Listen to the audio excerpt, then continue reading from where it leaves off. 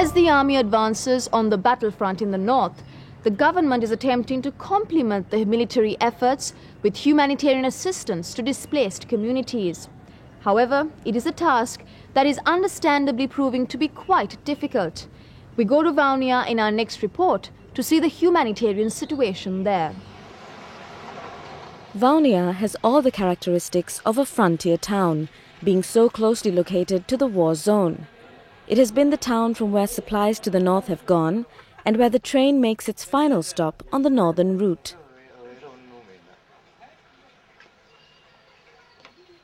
Although new development plans are being put into motion, like the extension of the railway track to parts of the formerly LTTE-held areas, the town continues to bear the brunt of being so near the conflict area.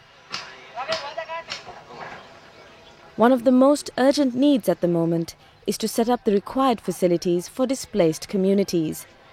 And it is to accommodate those who have come in from the Vanni that school children in Vaunia have given up their schools. 13 பாடசாலைகளிலே அகதிகள் தங்க வைக்கப்பட்டிருப்பதனால் அது 20,000 மாணவர்கள் பாதிப்பு அடைந்திருக்கின்றார்கள். எனினும் இந்த 20,000 மாணவர்களுக்கான சிறந்த கல்வியை வழங்குவதற்காக அயலில் உள்ள தனியார் கல்வி நிறுவனங்கள், கோவில் மண்டபங்கள் போன்ற இடங்களிலே இந்த மாணவர்களுக்கான வகுப்புகள் ஆரம்பிக்கப்பட்டிருக்கின்றன. As their schools become the homes of displaced families, Vaunia school children now study in temporary classrooms in various public buildings in the town. ஏறத்தாழ 2000க்கும் மேற்பட்ட மாணவர்கள் இங்கு பயில்கின்றார்கள். இந்த கல்வியை இடைநிறுத்தம் செய்யாமல் எமது கல்வி பணிப்பாளர் உடனடியாக தற்காலிக மண்டபங்கள், பொது மண்டபங்களும் தனியார் நிறுவன கல்விகளிலும் இந்த பாடசாலைகளை நடத்துவதற்கு நல்ல உதவிகளை செய்து தந்துள்ளார்கள்.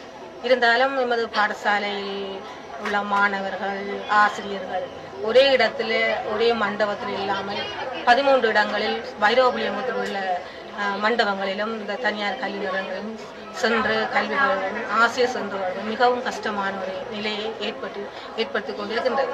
ஆவணி மாதம் பரீட்சை நோக்கி கொண்டிருக்கின்ற ஏழு மாணவர்களுக்கு மிக கஷ்டமாக இருக்கின்றது. எங்களுடைய கல்லூரி வன்னியிலிருந்து இடம்பெயர்ந்து வந்த மக்களுக்காக உடனடியாக கொடுக்க வேண்டிய நிலை ஏற்பட்டதனால் பாடசாலை இடைநிறுத்தப்பட்டு தற்போது வவுனியா மாவட்டத்தில் இருக்கின்ற தனியார் கல்வி நிலையங்களிலும் பொது இடங்களிலும் நடைபெற்றுக் கொண்டிருக்கின்றது. இந்த வசதியினை எமது வலய கல்வி பணிப்பாளர் திருமதி ஓஸ்வால்ட் அவர்களும் கல்லூரி முதல்வரும் ஏற்படுத்தி தந்திருக்கின்றனர். ஆனபோதிலும் ஒரு இடத்தில் பாடசாலை நடைபெறாமல் பல்வேறு இடங்களில் நடைபெறுவதால் ஆசிரியர்களும் மாணவர்களும் பலத்த சிரமங்களை எதிர்நோக்கி இருக்கின்றனர். ஆகவே எங்களுடைய கல்வி நடவடிக்கைகள் ஓரளவு பாதிக்கப்பட்டிருப்பது உண்மை. The children of the displaced families are meanwhile trying to get on with their education in temporary classrooms in welfare centres like this one at Manic Farm.